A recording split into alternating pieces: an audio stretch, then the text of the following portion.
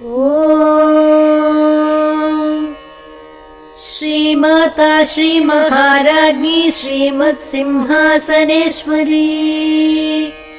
चिदग्निकुण्डसम्भूता देवकार्यसमुद्यता उद्यद्भानुसहस्राभा चतुर्बाहुसमन्विता रागस्वरूपपाषाढ्या क्रोधाकाराङ्कुशोज्ज्वला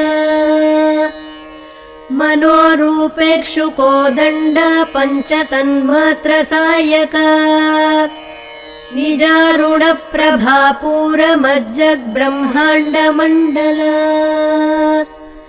चम्पकाशोकपुन्नागसौगन्धिकलसत्कचा कुरुविन्दमणिश्रेणी कनत्कोटीरमण्डिता